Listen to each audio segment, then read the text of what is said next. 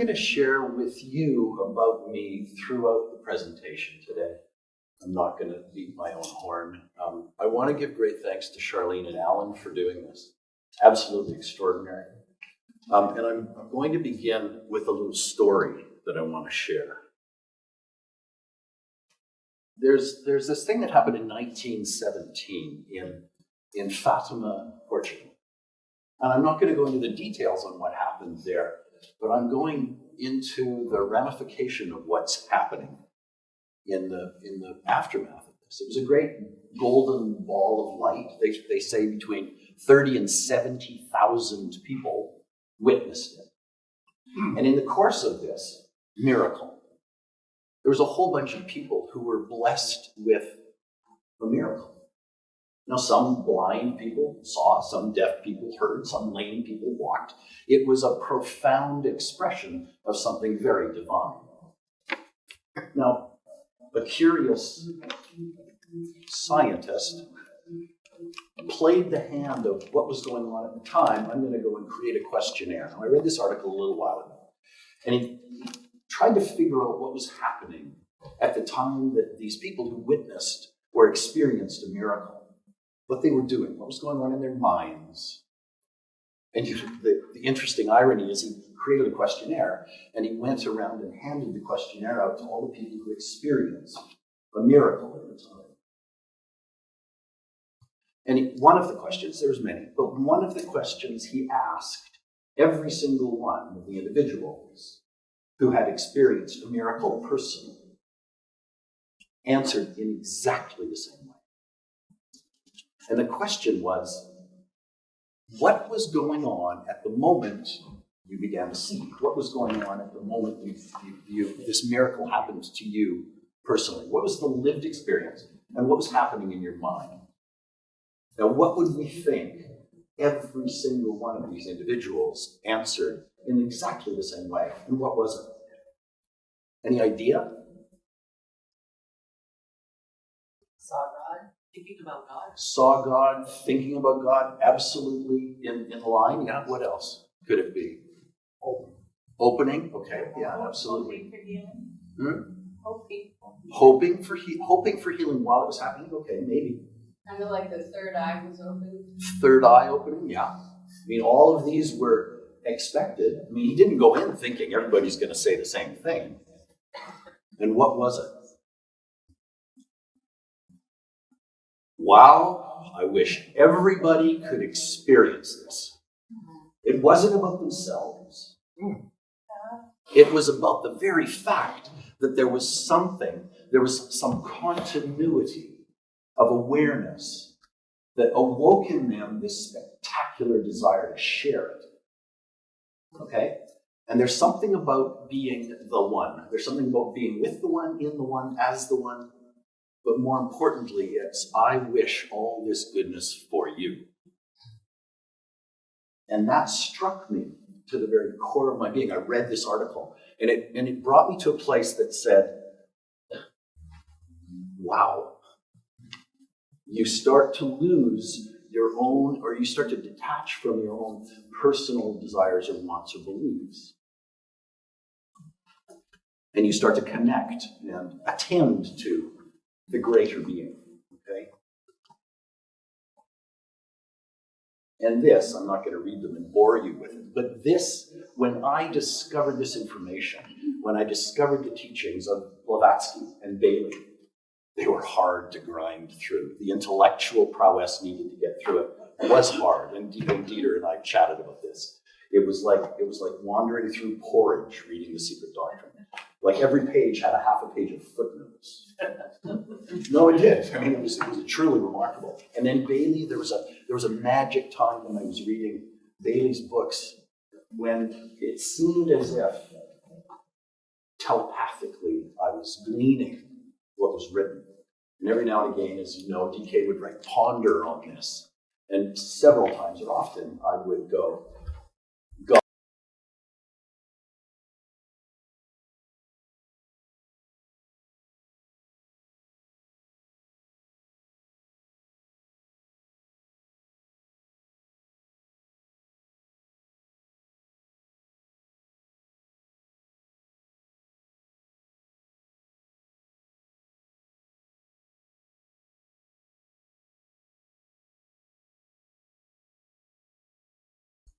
There's 7 aspects of the fabric of our community, whether it's a little community, a bigger community, a massive community, the all community.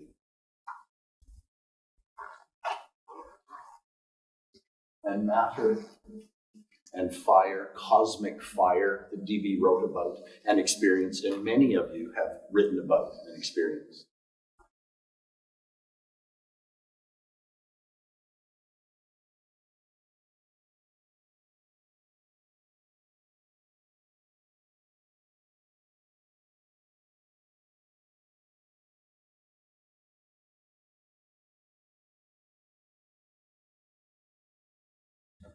Death is like taking off a tight-fitting shoe and going, oh. And for some, we remember death as, oh, right, this is what it is. I just lost the body.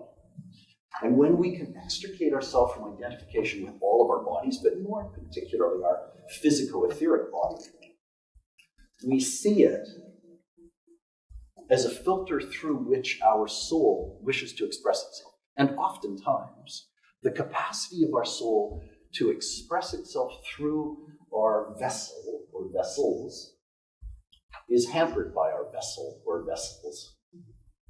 Right? I lived a very athletic life. I played 3 sports that they paid me to do, which was quite lovely. I injured myself no end. The shoulders that I have now have experienced 10 traumas, dislocations, separations. And it was as a result of those injuries that I never made it big, but I also, the trainers and the scouts in the hockey scouts, they'd say, not mean enough. Let's get him on some steroids, right? Let's get him on some steroids. Now, I know many of you may not be a hockey fan, but you've all heard of Wayne Gretzky, yeah? Yeah. Okay, so one of Wayne Gretzky's playing partners who actually won more Stanley Cups than Wayne Gretzky, his name was Mark Messier. Anybody heard of that name? Okay, so I was playing Mark Messier shortly after my mother died in a hockey game. And the score was 7-5. For whatever reason, it was literally a week or 2 after my mother died, who died in my arms. And I was playing out of my mind. I scored 6 goals. I assisted the 7th. Mark scored 3 goals. And in all fairness, I don't know if he got assists on the other 2. But he punched me about 188 times. Mean as a snake. They called him the bullwhip. The moose. They called him the moose. But it was in that moment where my athletic prowess served me well, but my tenacity or my I've said this to some of my friends. My FU factor wasn't high enough, and I certainly think, and in all fairness, the professional ranks. Certainly, I'm more familiar with hockey than anything else, but there is a screw loose in everybody who plays in the NHL, generally speaking. And I've got friends in the NHL, and so I just didn't have that. But it wasn't by the divine design.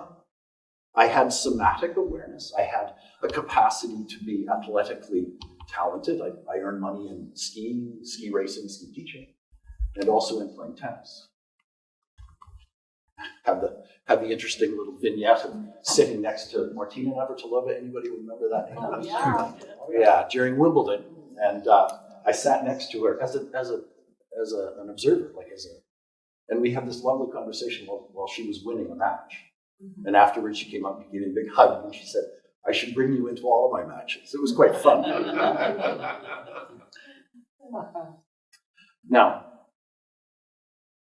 the first postulate we talk about is hylozoism. It's absolutely everything is alive.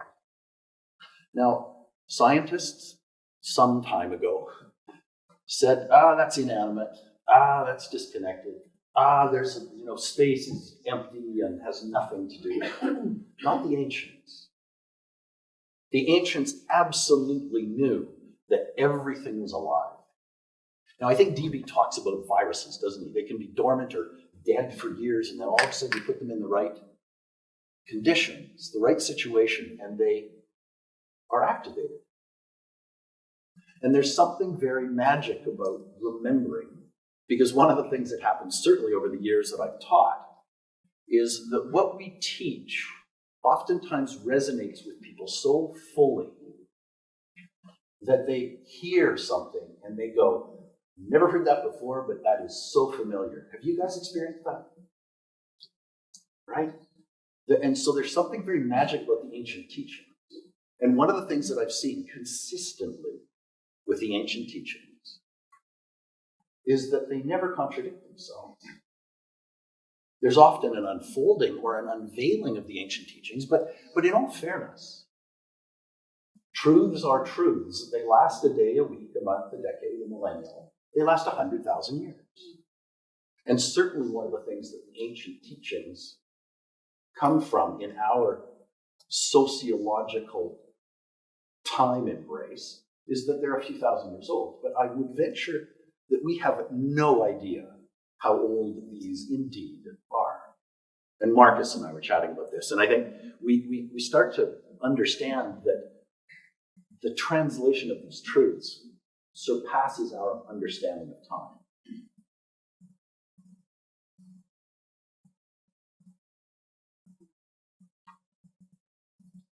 So the ancients called this animism, right?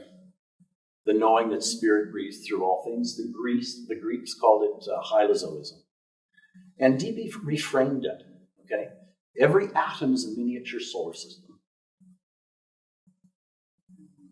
Every atom is a miniature solar system. Now, certainly one of the things we're not taught in school, and certainly over the course of our time, is we've been socialized. I coin it domesticated. We've been domesticated to think in a certain way. Don't think otherwise. Don't think bigger. Don't think contrary to the official narrative. Who makes the official narrative, by the way? The winners, yeah, that's a great, yeah, exactly. Who makes the official narrative, right?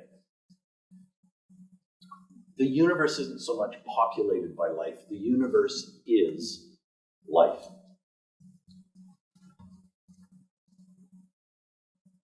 The breath of Brahma, the in-breath, the out-breath.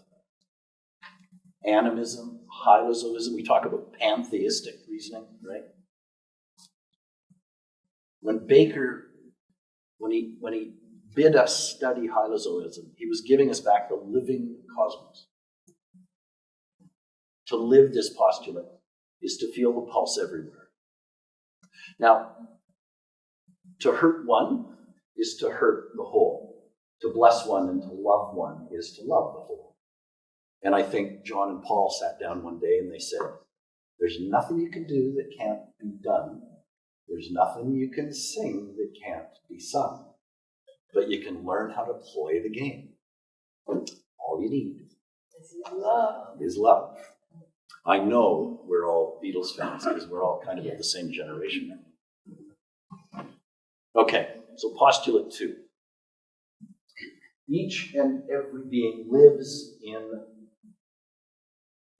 a being, greater being. Okay? Each and every being lives in a greater being. I tell you a story that's absolutely vivid in my life. I'm 6 years old. I'm hanging out with my pal, Michael Burns. And we're in Vancouver during a starlit night, which for those of you who know Vancouver, yeah, it's not starlit very often. It only rains all of the time. And on occasion, there's starlight. So we're outside. I'm 6, he's 8. We're out camping out in the backyard of his thing, and we're right outside. I mean, my parents are in the bedroom here. And I'm here talking to Michael. We're still friends, 500 years later. So we're out talking, and I'm looking up at the stars, and I don't know where this came, because it's still vivid in my memory. You know, maybe all the stars are just atoms or cells, and maybe we're just spinning around at the same time as the stars are spinning around. And I don't remember what Michael said at the time, but I do remember what happened the next morning with my mother. And she said, where did that come from? she's talking to a 6-year-old. Suddenly, where did that come from? And I just went, well, what? She said, well, that big talk last night. Little did I know now, like a long time later, I just discovered the second postulant. So as we talk in retooling, we talk about the atoms look at the cell and go, God. And the cell looks at the organ and goes, God. And then the kidney and the liver and the spleen and the lungs and the heart, they look at the viscera of the human body and they go, God. And then we on the planet, we look around at the planet, to the planet, and we go, God. And this planet looks to the solar system and says, God. And so on, and so on, and so on. How is that? Do we get that? Do we get that we live and move and have our being in a greater being? This is, I don't know how old this is. Is this as old as the cosmos? Or older? There was a guy who did a series when I was a teenager. He was a medical doctor. He trained as a medical doctor. And he said, back in the day, they actually thought, the babushka dolls? Yeah. They actually thought that inside a woman was a smaller woman, and then a smaller one, and a smaller one, and a smaller one. Right? They actually thought that. That was a long, long, long time ago. And they didn't actually know what the mechanism was, but they just thought you were literally a babushka doll. Now the concept and the metaphor and the analogy is right there. We get it, don't we? We get it. There's a physicist named Michael Talbot, and he wrote a book called The Holographic Universe. Now, the hologram, imagine, if you will, you take a holographic sheet and you bash it against a table, and then you take one of the slivers, and then you take a laser, you put that sliver down, and you can find that image in the hologram, out of a sliver. And this is what Talbot postulates. Sorry, we're here playing with the postulates, aren't we? So Talbot goes, we live in a holographic universe, in the mind of God.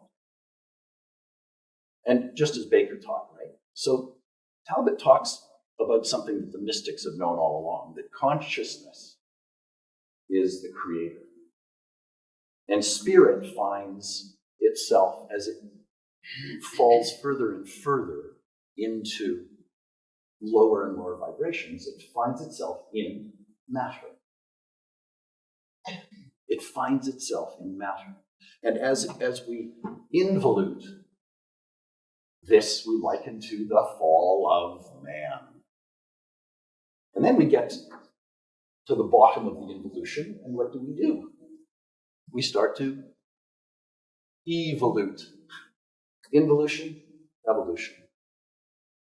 Now we have, and you will see shortly, we have a standing joke in retooling and in the lamasery and in my student body. And Joanne will tell us what the standing joke is to every question. What's the answer to every question, Joanne? You, Joanne, yeah.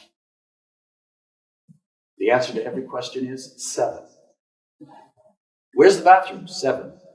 How many bodies do you have? 7. How many holes in your head? 7. People stop.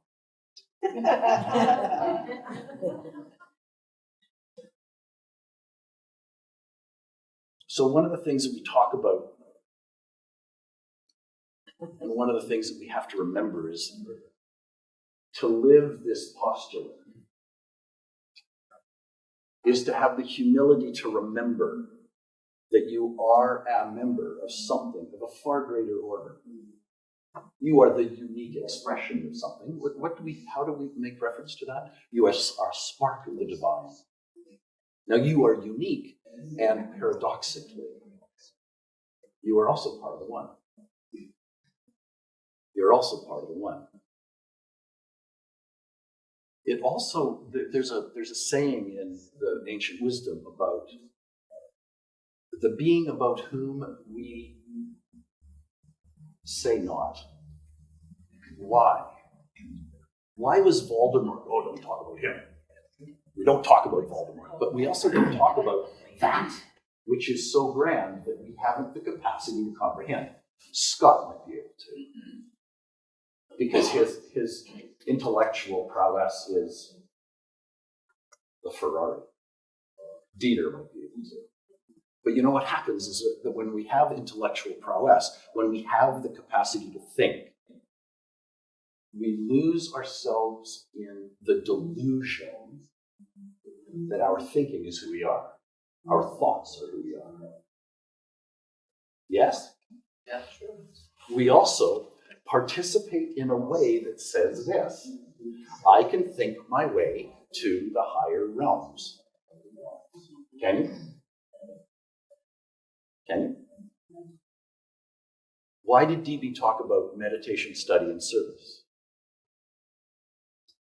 How do we play with meditation? How do we play with meditation to extricate ourselves from identification with our thoughts? Now, I think Marcus may have said this, and Dave knows about it, but it's meditation is paying attention to the space between thoughts.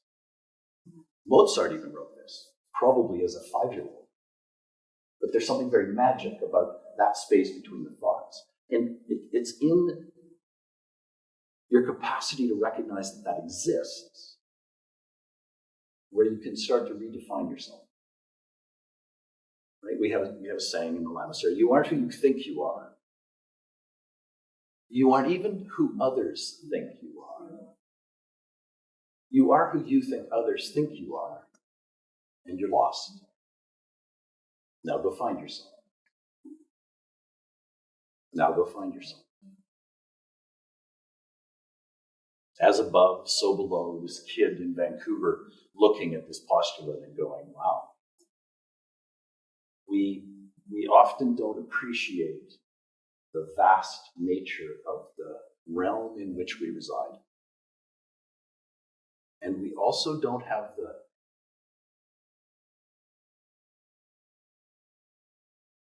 not you, but certainly those who are so preoccupied with managing a busy life. We also don't have the capacity to extricate ourselves from the filters we see things through, from our little identity. And I think certainly we have an underappreciation for the grandness of the very nature of who we are. And we also have an overdeveloped sense of the fact that our package defines us. Now, when I was professoring at the University of Calgary, in my last chapter, I taught in the business school for years, and I taught MBAs, most of which were engineers, and then I went into the engineering faculty, and I taught technology. But in the course of all this,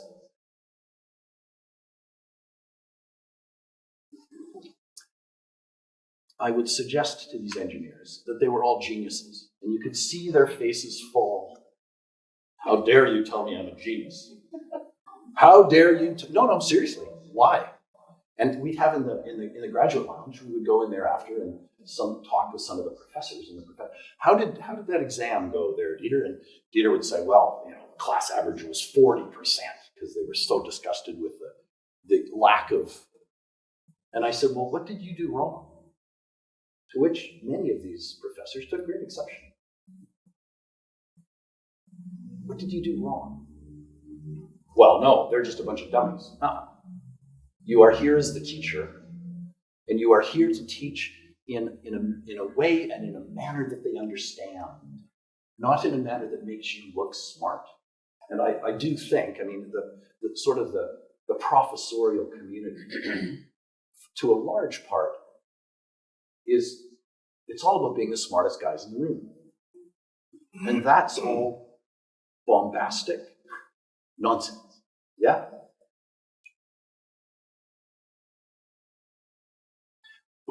When this presents itself, right? When this postulate presents itself, right? Each is made in the image of God, in the image of the one in whom we move and live and have our being. this also plays out into one of the Hermetic postulates because they're all kind of pointing us in the same direction. We all look alike, right? We all look alike. We see a fingerprint here. We see a stump of a tree here. We're all patterned. We're all patterned. DB called this the great grand reflection. Okay? Microcosm and macrocosm. The human heart beats, and every kingdom of nature is a mirror through which it sees itself. Now, this picture on the left,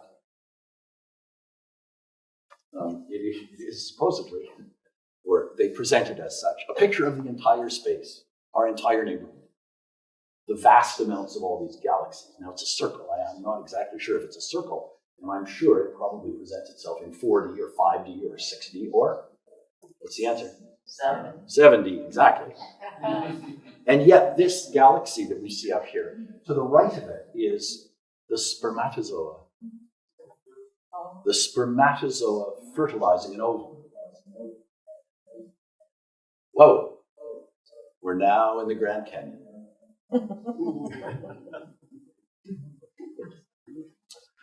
Now, I want to share a bit of an Egyptian aspect, and then I want to show you some other examples of we are made in the image of God. 2 flashes of light. This is the fire that Alan was talking about. 2 flashes of light occur when a spermatozoa fertilizes an egg. The first is, and we're now starting to see that maybe the egg chooses which spermatozoa it picks. But the first is when the ovum goes, okay, enough's enough. I've got the sperm, I've got the correct DNA. And then it starts to multiply. And the Egyptians talk about this. First I am 1, then I am 2, then I am 4, then I am 8, and then I am 1 again. And what we've just recently discovered, Greg Braden, do you guys know Greg Braden? He actually has talked about this for years, and we collaborated a bit many years ago. But he talks about at the 8-stage cell, at the 8-cell stage of the division of a zygote, the DNA becomes activated. So first it's activated when the sperm gets in, and at the 8-cell stage, another light flash happens, and what happens? The DNA activates and it starts to differentiate. That's pretty magic, isn't it? Now let's get a load of these.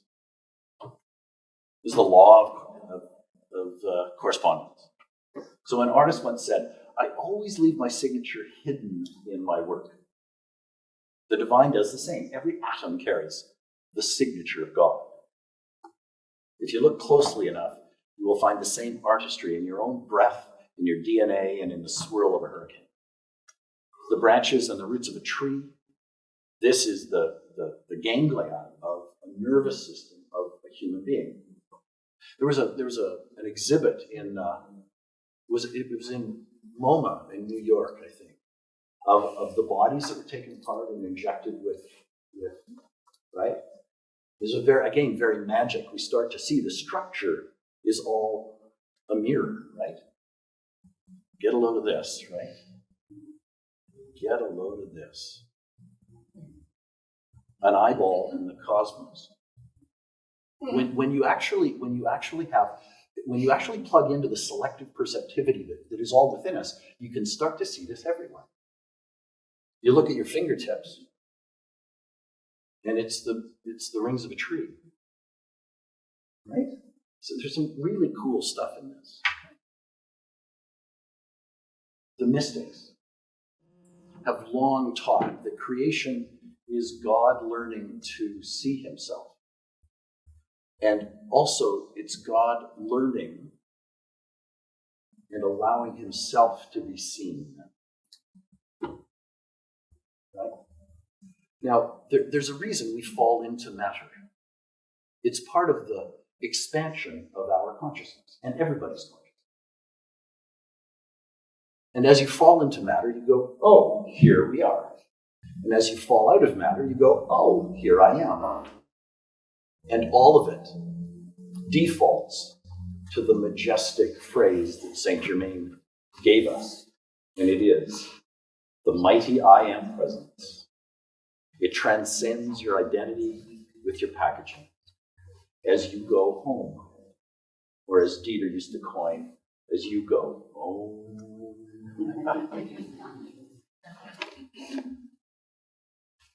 Mathematics, astronomy, and biology. Once you see it, you can't unsee it. The ancients knew this. Scott is an expert in this. Yeah, we have so many experts around here. We have enough intellectual horsepower here to get us all to Mars tonight. And I would bid you create a discourse with any and all of the people that are here on behalf of your own expanding consciousness and awareness. Tree of life, a human placenta, we see it everywhere. A river network. And this part of the right-hand slide is there's a place that we look, and it's into the eyes of the divine. And DB talked about this context of a superconscious experience. And it is merely looking back home. It's looking into the light. We have near-death experiences. And many, if not all, when my mother died in my arms when I was 16, and I remember I went and I had a very idyllic younger life. I was kissed goodnight every night of my life. My mother was my musical champion, my father was my athletic champion, and they were both my academic champion. They were silly enough to let me into medical school at 17. I took great exception to the medical community. But my mother died. And it was sort of at that moment that I went from being kissed goodnight and being told I was loved to kissing my father goodnight. She fell ill and died in 5 days. On day 1, the medical community turned to me to get direction about what they were doing. And it was then, because my parents had not taught me meditation, but it was then I would sit in the doctor's lounge in one of those great big chairs, and I would sit in meditation. I didn't know what I was doing. I didn't think, oh, I'm sitting here in meditation. But it was also at that time where I started to commune with my mother. It was also a time when she had crash cart for those physicians in here. Marcus, the crash cart, right? It was at that point in time where I'm sitting in the doctor's lounge and I get up and I run to my mother's room. Crash cart hadn't even got there yet. And one of the nurses who knew me threw me up against the wall because there was something I needed to do to save my mother. Law of correspondence, here it is yet again. Yet again. My late wife and I, we used to do tours. We established the first aromatherapy company in Canada. Aromatherapy has been around for a gazillion years. That's a Sanskrit term, gazillion. Did you know that? We built an aromatherapy company, and we did these tours in France. So we'd have one or two, no more than 2 vans that would hold 10 or 15 people each. And we'd drive around in the south of France. And we did it often with another couple. And in about 13 years ago, the couple that we did these France tours, they called us up and they said, get yourself to Turkey.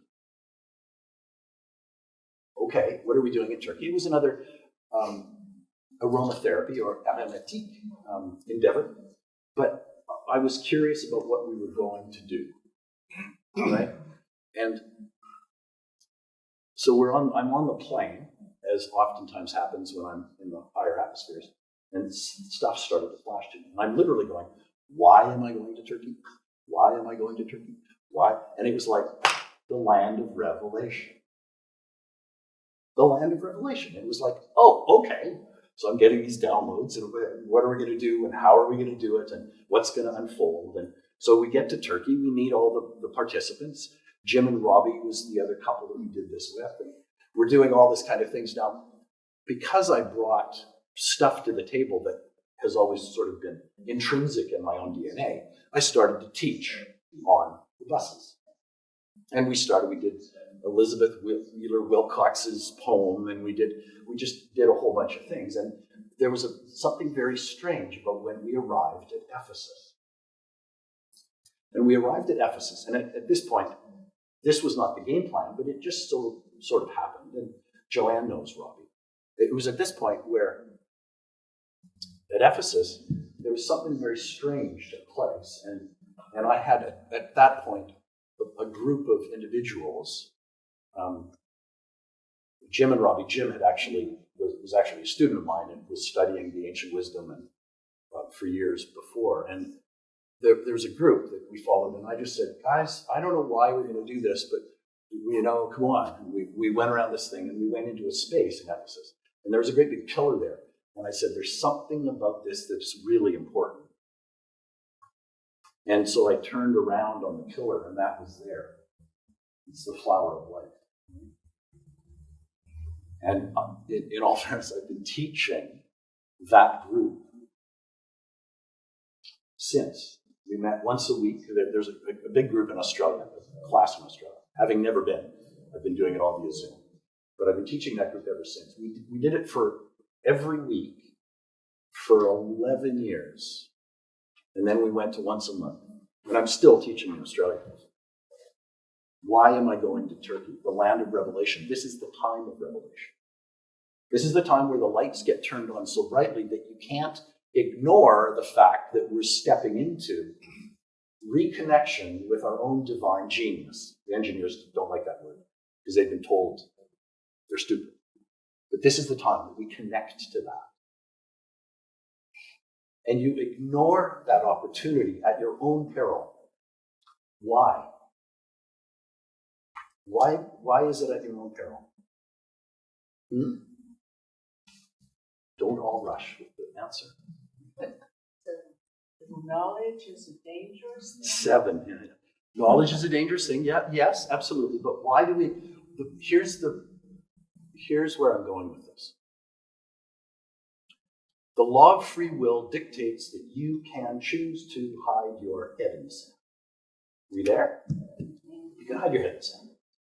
I once had a student who said, are we all going to get there in the end? And I said, absolutely. She said, well, what is there to do? And I said, well, that's a very non-dual gig, and you're absolutely right. You don't have to do anything. You'll get there eventually. But what's the trigger to that? And the trigger is, why would you want to slow down your development when you can mitigate suffering? So you can hide your head in the sand. You cannot hide from the consequences of hiding your head in the sand. And this is a time where we're programmed, if you will, to wake up. And we get woken up because the lights get turned on. We look around and we say, oh, maybe I've been domesticated, or I've been hypnotized, or I've been bamboozled into denying my own brilliance, denying my own connectivity, denying my own sovereignty. And this is what we're here to do with this work. With this work.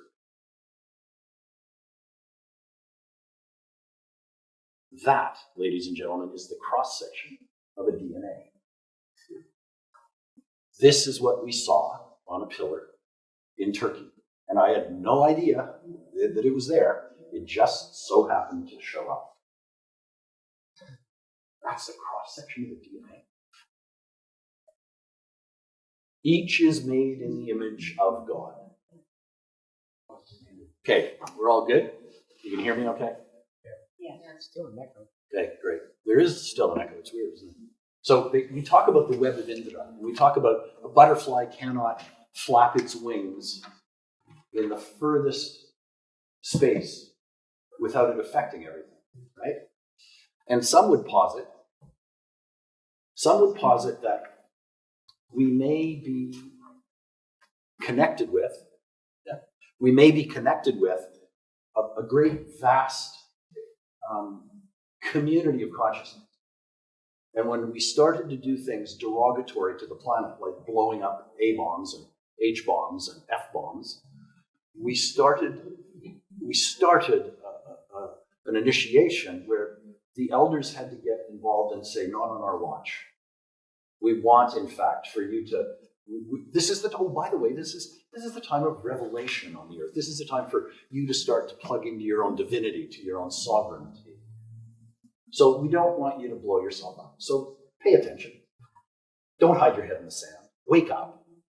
And so the postulate 4 stipulates that everything you do affects everybody. And what have we been socialized into thinking? That you don't matter. You do matter. Who you are matters, not only to yourself, but to everybody else. You have no idea what you have done in your lifetime to contribute to the evolution and the discovery of others. And where do you start? You start by your own self-discovery. You start by playing with Plato. Who am I? Why am I here? Where is the bathroom? Where do I come from? And what now? What now? There's all of you here have a before picture. You've lived in the before world. We are pregnant with the Aquarian age. We're pregnant in a way where, for those of you who've born children, you're pregnant, then you go into transition. And my observation, analogously, having never given birth, but in that transition, you're not pregnant anymore. You're in the process of giving birth. This is where we are in this world right now. We're in transition. So we're in labor. And labor, for many, can be arduous. It can be trying. It can also be you're outside of your normal realm of control. And you are in a place where you're about to birth something. And each and every one of you is in there, okay? You know, the pulse of the heartbeat. The Heart Math Institute plays with this. And we've talked about some of the ancient. We talk about connecting the ajna and the heart. This is part of the Rainbow Bridge work, the part of the building of the Antakaram, and part of the evolution of mankind, in my observation, and certainly in my studies, have lent itself to this. As soon as we learn to think with our heart and feel with our head, we start to integrate something of a very important nature. And that is when you can look into the eyes of another and say, I see you. You and I are exactly the same. You have a different package. You've got a different set of wisdoms, a different set of challenges, a different set of karma, but we're all the same. And when you know that you're all the same, we stop parking ourselves in comparative mind. And we start recognizing that the differences in each and every one of us are contributory to everybody else. Now, we haven't been taught that, have we?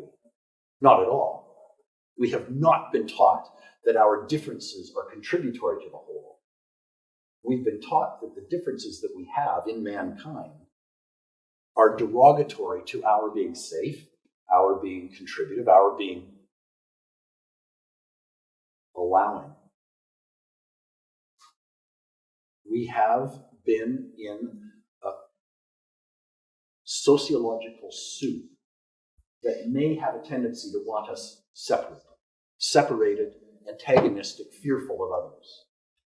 When you realize that you're all the same, you just have a different package, you've got a different set of beliefs, you all start to realize, as soon as you can get everybody connected, we start to sing a different tune. Now, President Reagan, many years ago, he gave a speech, and I'm not exactly conversant with the speech, but effectively he said this. What if everybody on the planet said, holy smokes, Batman, something is coming to wipe us out, And then everybody in mankind had to collaborate and cooperate in order to take some kind of action, whatever that action would be. You'd start to see how the little differences that we have in this gig are not all that insurmountable. Okay, this is a biggie. This is why the answer is always 7. But it's 5. Yes, it's postulate 5, but the answer is septenary in its nature. Okay, you can, there's all kinds of 7s, and we're going to look at a few. But one of the things that if you go and actually do a search,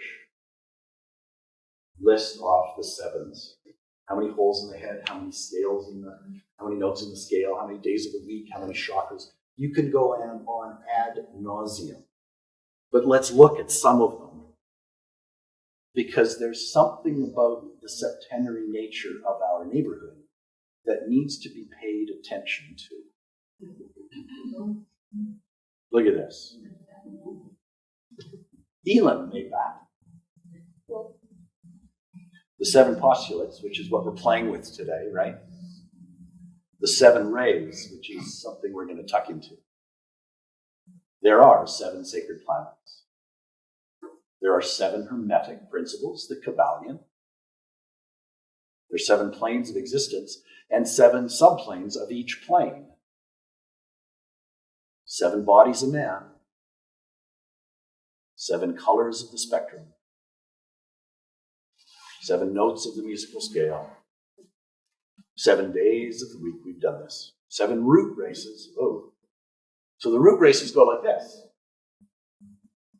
1, 2, 3, 4, 5, 6, 7. Each round has 7 root races. We're in the 4th round, and we're in the middle of the 5th root race. But the involution is now starting to become evolution. And as we evolve, what's happening is 6th root race individuals are now starting to park themselves in our arena. And these 6th root race are very advanced souls. They're wise, they're intuitive, they're mystics. And as we start to evolve into the higher root races, more advanced intelligences present themselves to us in a way that says, I will not be bamboozled by the nonsense that's going on. And imagine, if you will, when the government comes along and says, do this, and everybody stands up and goes, no. Well, do that. No. That's not in congruence, it's not in alignment, it's not beneficent to everybody. If it's good for all, then it's good. If it lends itself to critique, if it lends itself to misalignment, maybe there's more to it than meets the eye. There's hundreds and hundreds and hundreds of these 7s.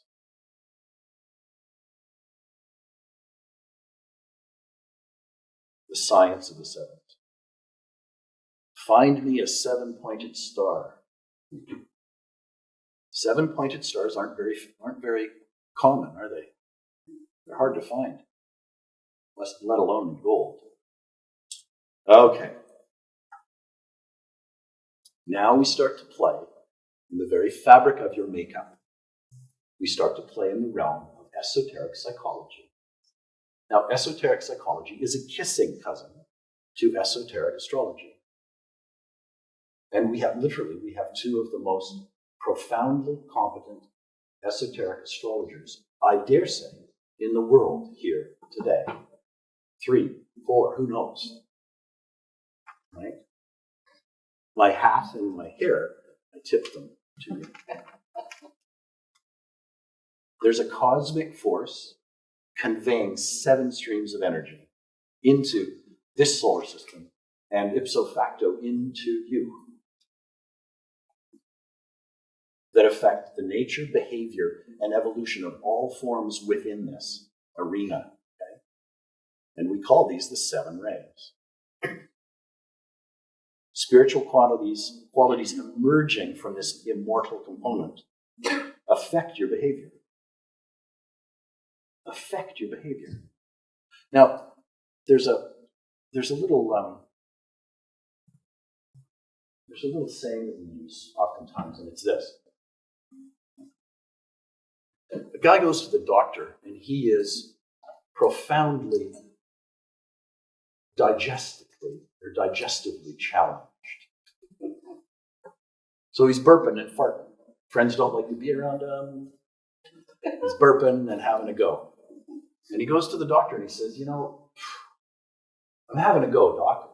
What's going on? Well, I've got indigestion. I feel a little bloated. I'm, passing wind, and my flatulence, none of my pals come by anymore. And he goes, well, let's do this. And he rolls up his sleeve, pinpricks him 50 times, and he says, give me a minute. And he goes back and he comes back in after the examples has been put forward, and he looks at the specs and he goes, dude, you're allergic to dairy. He goes, dairy? Isn't milk good for you? Isn't that what they tell us? Right? Isn't, dairy builds strong bones? He's just allergic to dairy. Like, give me a break.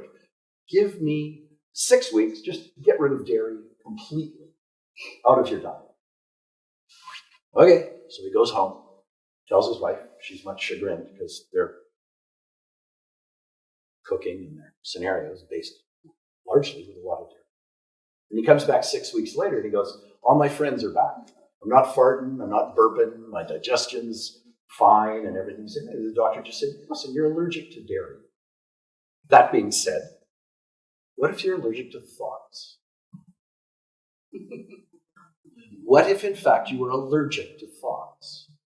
What if the thought you're not enough is not real? You're allergic to it. It doesn't resonate. It doesn't sit. It doesn't rejuvenate you. It doesn't vivify you. What it does is it disempowers you. Now, for those of you who surf, you swim out into the ocean. You look at a wave and you go, oh, okay. You turn around and you start paddling. And you start to figure out, are you going to turn right or are you going to turn left?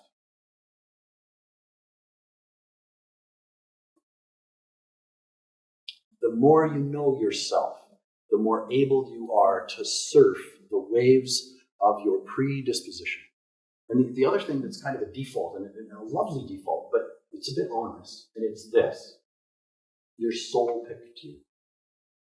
Your soul picked you. It picked your ray constitution. It picked that physical body, and it has a history. Your soul picks all this, and it parks you in this vessel that you currently reside in.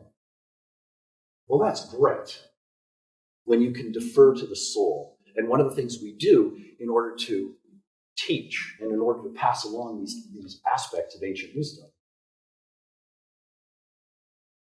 is we say, the better you know yourself, the more able you are to contribute to your own evolution. But ipso facto, you cannot contribute to your own evolution without contributing to the evolution of mankind. How many rays are there? It's the soul's superpower, right? Who wants to read this? Somebody read this. There you go. The soul is a living energy with purpose. Invisible forces called rays shape your strengths, challenges, and destiny. Oh, is that epic or what? That sounded like that. Who else wants to read this? Imagine 7 cosmic streams of energy, power, love, intelligence, harmony, and more flowing into our world and into you. Does this seem familiar? Does it resonate? Do you go, yeah, that makes sense? Does it make you go, wow, hadn't considered it, but boy, it sure feels familiar? Are we there?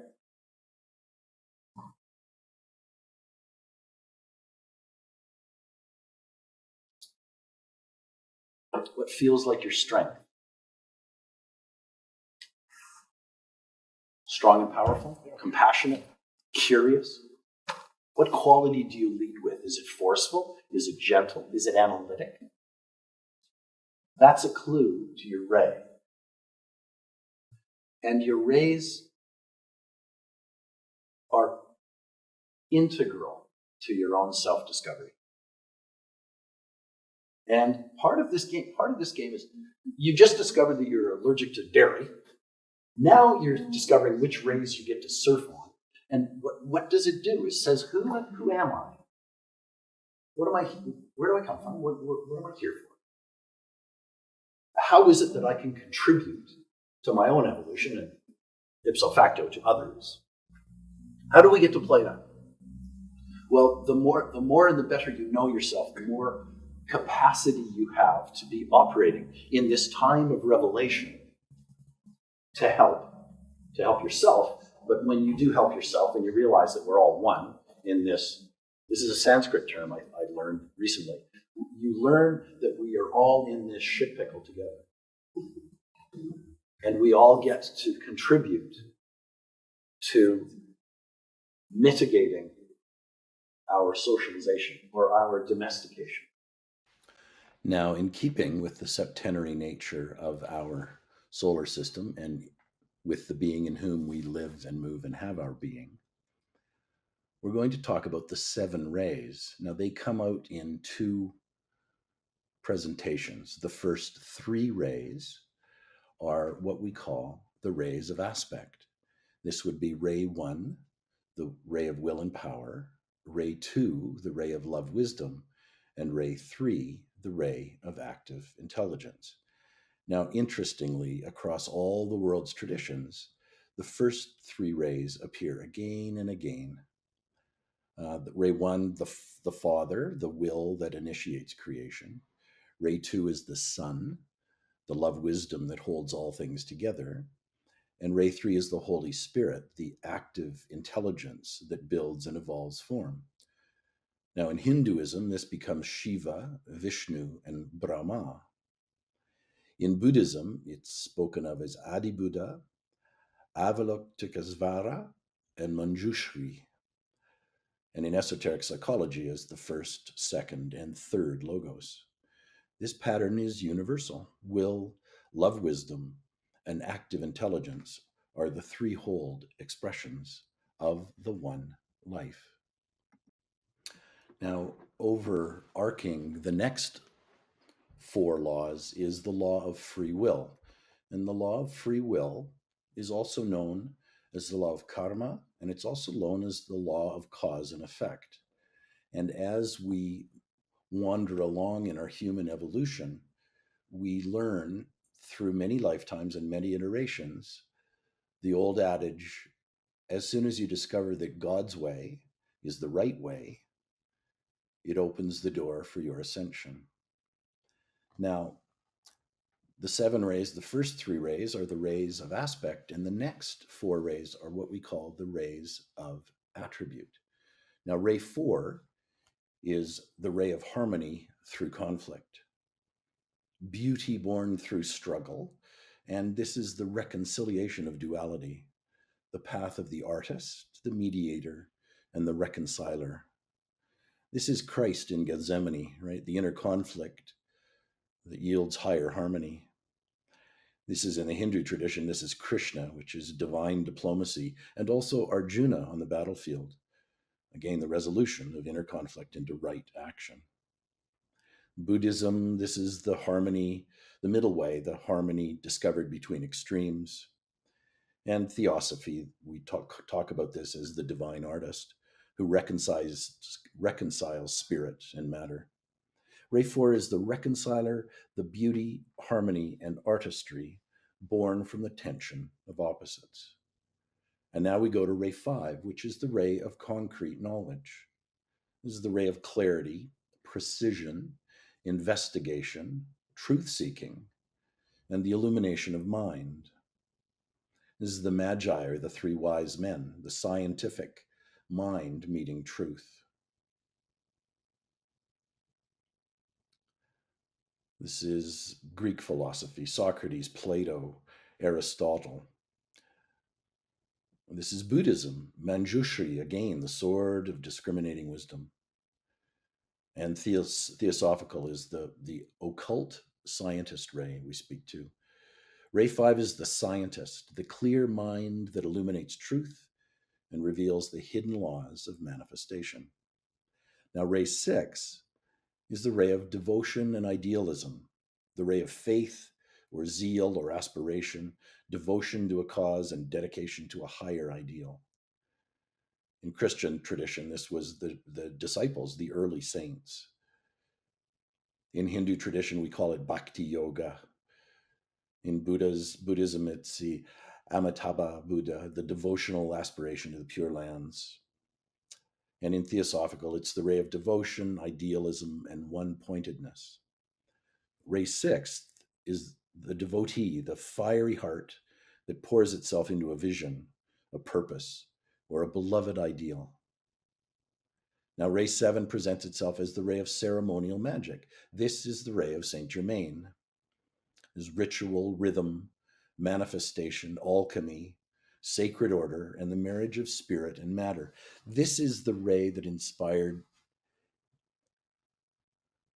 A.J. Rowling. It inspired the author of Harry Potter to do this. And this is the ray of Saint Germain. Saint Germain is going to take over as the grand leader of this ray as ray 7 starts to and begins to manifest itself on earth. This is the ray of ceremonial order, is the ray of white magic and manifestation. It's the ritualist and the magician, the force that weds spirit to matter through rhythm, ceremony, and sacred order. So ray 4 through 7 are the rays, as we said, are the rays of attribute and how the one life expresses its qualities in form. Ray 4 harmonizes conflict. Ray 5 reveals truth. Ray 6 inspires devotion. Ray 7 anchors spirit into matter through ritual and rhythm. And these 4 rays, when integrated with the first 3, reveal the full spectrum of divine manifestation. So in the theater of human life, most of us become so absorbed in the actors, their moods, their habits, their wounds, their personality traits.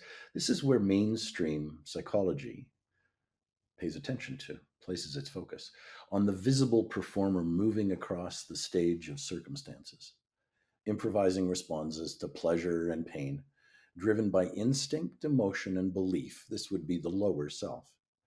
But in esoteric psychology, in how the 7 rays are made manifest in humanity, it asks who wrote this script, who set the stage, and what deeper intelligence is directing the scene.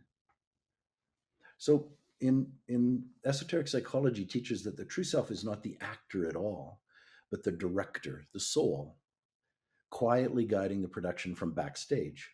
The personality may on occasion forget the script, may wander around, may over-identify with the role it's playing, but the soul is always directing, always whispering cues towards the personality's growth, service, and right relationships. We use a phrase in the Lamasery in Retooling the World called, you must love your ego, or you must love your personality into submission.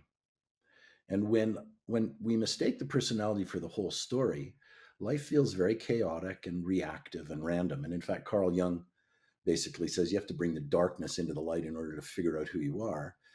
And if you don't, you're going to view life just as sort of something that's predestined.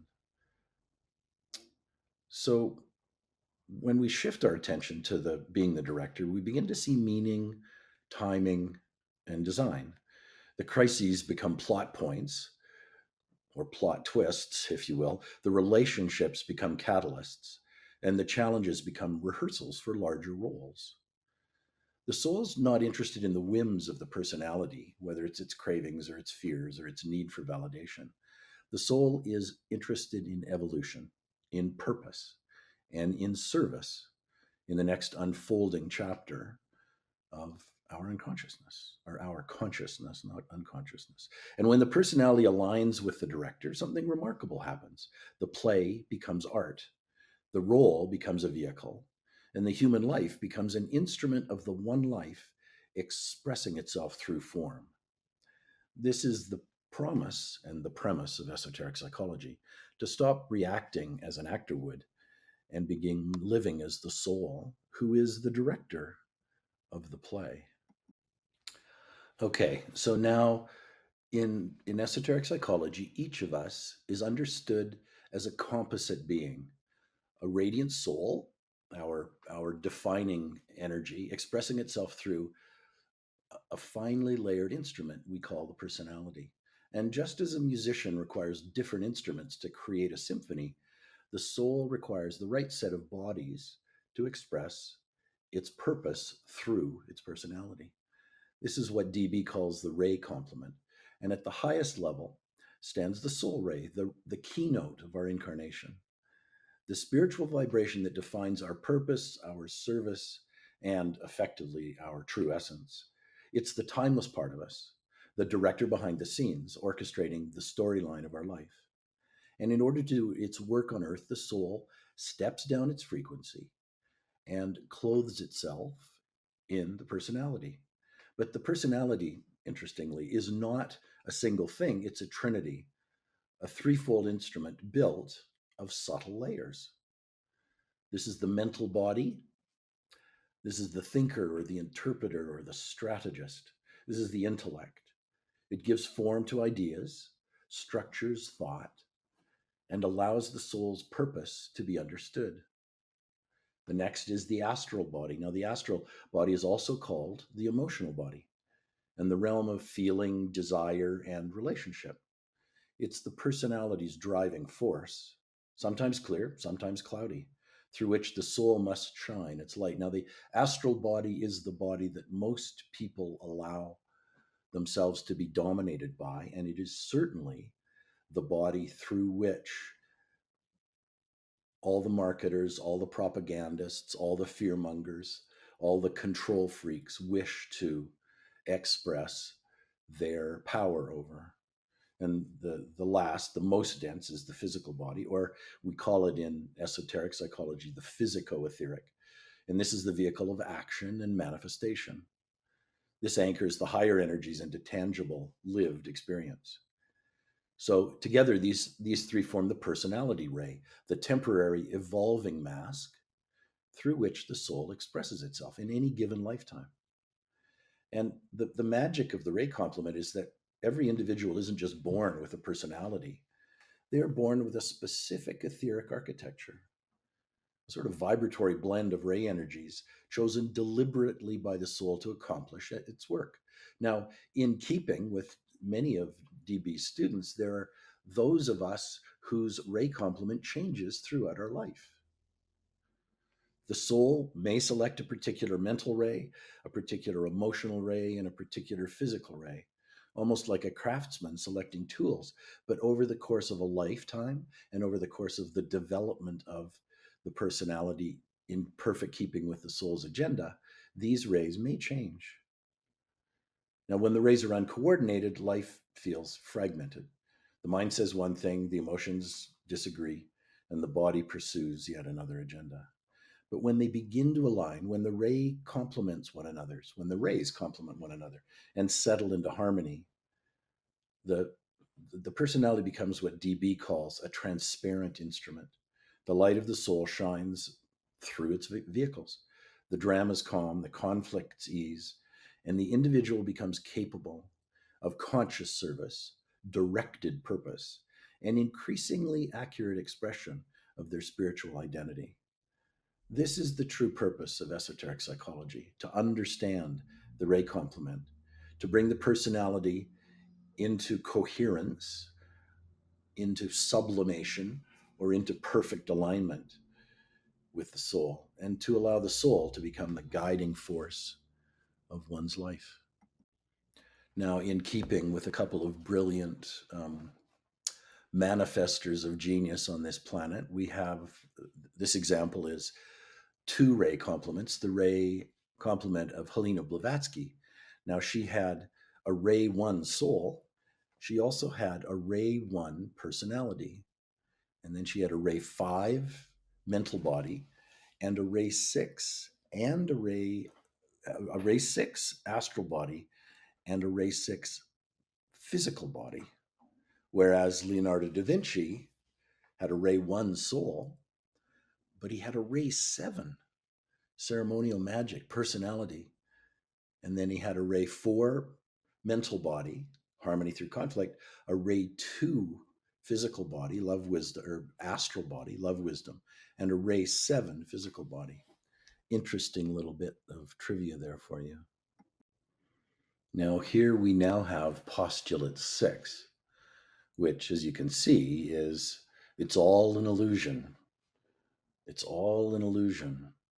So it asks us to reconsider the very thing we are most certain of, the physical reality itself. You know, Einstein said reality is merely an illusion, albeit a very persistent one. And I think DB talks of it as well. He talks about we're enchanted by our own instruments of perception. So we live inside this world that appears solid or tangible. We speak of my body, my house, my job as if they were fixed, concrete realities. But the ancient teachings, echoed now by modern physics, tell us something profoundly different. Matter is not solid, it's condensed energy, vibrating fields of force, giving temporary shape. Now, temporary in the big scheme of things can mean it lasts 100 years or 1,000 years, but it certainly doesn't last 1,000,000 years, perhaps. All is energy, all is fire, and all is vibration. The mind, the emotions, the body, all are expressions of the same living field. The denser the field, the more it resembles matter. And the more refined the field, the more it resembles consciousness. You know, energy is sort of the universal substance, two sides of the same coin. And Einstein sort of talked about that in his E equals MC squared thing, right? So, but DB talks about, in the occult world, talks about spirit in its highest form as consciousness, and in its lowest form, it manifests as matter. And matter is just energy slowed down. They're all really vortices of light, as Baker puts it all the time. All is energy manifesting its fire as form. Now, there's 3 aspects of fire. These would be electric fire, which is the fire of spirit, solar fire, which is the fire of consciousness, and frictional fire, which is the fire of matter. The alchemy of these 3 gives rise to all experience. And we look upon a sunset, it's fire perceiving itself through form. When we fall at love, it's fire recognizing fire. And when a star explodes, it's fire returning to its source. Everything is consciousness, vibrating at different frequencies, from the densest mineral to the most radiant solar angel. The conundrum of perception. Here comes the paradox. If our senses deceive us and our beliefs shape what we see, then how can we ever know what is real? That the initiates and the disciples for eons have wrestled with forever. The answer is not so much to reject the world, but to see through it, to pierce the veil of form and potentially perceive the energy behind it. The disciple learns to say, this too is God, appearing as form, as color, as experience. But I will not mistake the appearance for the reality. In that, Maya becomes the teacher rather than the jailer. There's a story of an aspirant walking with Vishnu, and Vishnu says, you know, Chela, you're doing really well. What can I offer you to insight in? What special thing would you like me to teach you?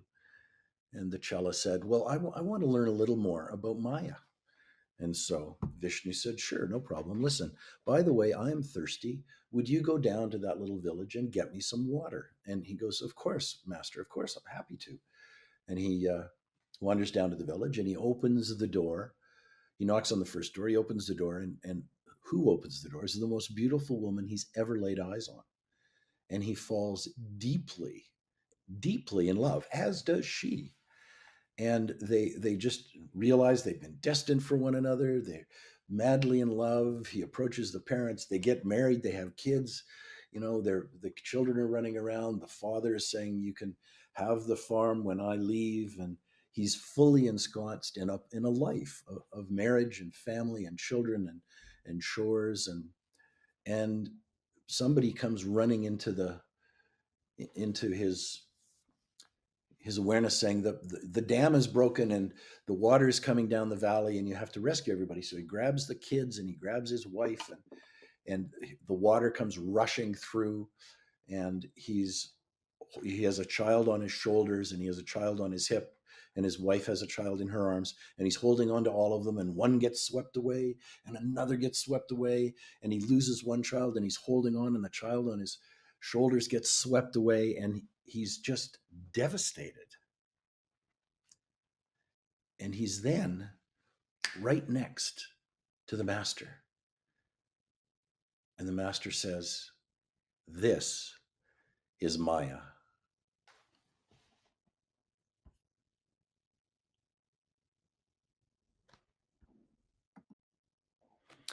Now, these are the three great distortions: Maya, glamour, and illusion.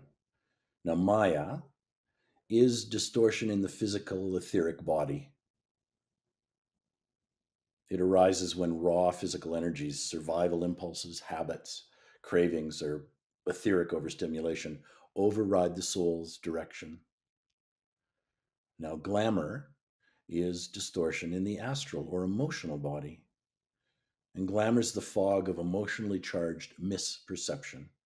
It distorts truth through desire, sentiment, fear, fantasy, and emotional projection. Sentimentality, desire masquerading itself as illusion, victor or savior fantasies. Glamour is kind of the fog of desire where the emotions color reality and obscure the soul's light. Now, illusion, on the other hand, is distortion in the mental body. It's misinterpretation by the concrete mind or the intellect. It's error in thought, ideology, belief systems, false logic, rigid opinions, and mental constructs mistaken for truth. So, false belief, ideological possession, etc., right? Illusion is the distortion of the mind, ideas wrongly interpreted, organized, or applied.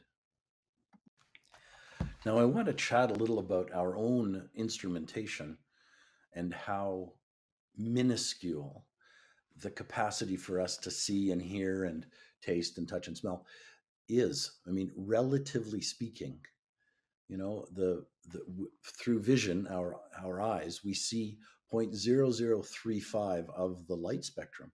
That's almost nothing. Our capacity to hear is less than 1% of all hearable scenarios. And our ability to smell, unlike dogs, but our ability to smell is less than 1% of what's smellable. And taste is a little bigger, but it's still only 1 to 5%. And, our capacity to touch, even though our hands are full of, of sensory receptors, it's still less than 1% of what's feelable, if you will. So our instrumentation, as DB made mention to, is, interestingly bereft of giving us a real picture of what's going on. Now, again, as we develop and we become more sensitive and we allow our higher senses to develop, we become more adequate receptors of information. So we talk about telepathy, which is communication by thought. We talk about claircognizance, which is knowing, clairsentience, which is feeling, clairvoyance is seeing, clairaudience is hearing, clairempathy is intuitive feeling of emotion, clairtangency is the intuitive knowing by touch, clairtactile is intuitive holding, and clairgustinance is intuitive taste. These are great, aren't they? Clairkinesthesia is intuitive physical sensations. Clairolfaction is intuitive smell. and clarescence is the intuitive embodiment. So now we step into the last of the seven postulates, the postulate that declares that there is no death. Death does not exist. What we call death is simply the soul changing its garment, completing a lesson in one classroom and entering into another. So, to the personality identified with its form, its memories, its roles, death feels like an ending. But to the soul, death is simply a state change, a shift in vibration, or a movement from one frequency of life to another. There's no break in consciousness, only a change in focus. In fact, DB attained during his lifetime a continuity of consciousness. So he could extract himself from his body. He could come and go from his body willingly and as he pleased. So it was never a detriment to his work. And so he would then reanimate his body in the morning, having fully worked the entire night. So the whole context of esoteric psychology teaches that the human being is eternal, unfolding, ever developing. We incarnate again and again, not because of punishment or accident, but because we seek experience, growth, and ultimate mastery. We want to get off the wheel of karma. Each lifetime is a chapter, and reincarnation is the book. We sort of return to Earth over and over because our karma is our curriculum. And karma itself is not punishment, although the Christian faiths have kind of suggested God wags a finger at us. It's the exact set of conditions we are required to learn and to balance and to experience the effects of our choices and to grow into greater liberation and greater capacity to be of service. When the lessons remain unfinished, the soul returns. And when the relationships remain unbalanced, the soul returns. And when the purpose remains incomplete, the soul returns as well. So birth and rebirth are the sort of rhythmic heartbeat of evolution. But there does, in fact, come a point on the path where the soul no longer needs this dense physical realm as its teacher. When karma is balanced, when the personality stands transparent, it is a perfect instrument in the hand of the soul. And when desire has been purified into purpose, then the cycle of rebirth gradually winds down. We meet the dweller on the threshold, come to terms with it, and the dweller on the threshold and the angel of the shining presence sort of meet and merge and no longer are required. And then the being becomes inwardly free, no longer compelled by the law of cause and effect and no longer drawn back by unfinished threads. This is not so much annihilation, it's graduation. And there's an ancient phrase that goes, when the wheel has turned full cycle, the disciple steps off the wheel. This is sort of the beginning of the true liberation, the crucifixion, the fourth initiation, a state where consciousness continues evolving, but no longer through repeated physical incarnation. To understand postulate 7 truly is to understand that life is unbroken. There's no coffin large enough necessarily to contain consciousness, or no grave deep enough to bury the soul. Death is simply the soul stepping out of the body the way an actor steps off a stage. Helena Blavatsky wrote this in The Secret Doctrine. We leave one world only to enter another. We take nothing with us but consciousness, clarity, love, and all the lessons learned. And this postulate, in all fairness, invites us to live differently. If there is no death, there's no real loss. And if there's no final ending, there's no reason really to fear. And if rebirth is assured, then time and time again becomes an ally in our enlightenment. Through this lens, grief becomes sacred, life becomes sacred, and every moment becomes a chapter in an eternal story. So, effectively, postulate 7 reiterates that life is continuous. Consciousness survives every transition, and the journey of the soul proceeds until freedom is won. I'm reminded of a little thing that Rumi offered about how we stand in this arena of an ever widening awareness of consciousness, but he so beautifully puts it into a little story. And I'll reiterate the story for you now. I stood in Rumi's tomb in Turkey a few short years ago and had quite an epiphany about the majesty of this great soul as he offered his profound insights to mankind. I died as a mineral and became a plant. I died as a plant and became animal. I died as animal and I was human. Why should I fear? When was I less by dying? Yet once more I shall die, to soar with angels blessed. But even from angelhood I must pass on.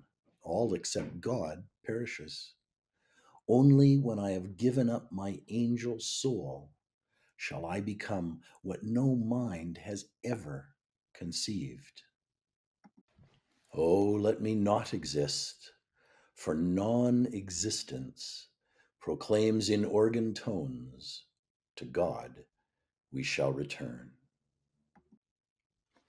It is my honor and privilege to share this brief illumination of the 7 ancient postulates. And I am delighted that we at Retooling the World have had the opportunity to be of service.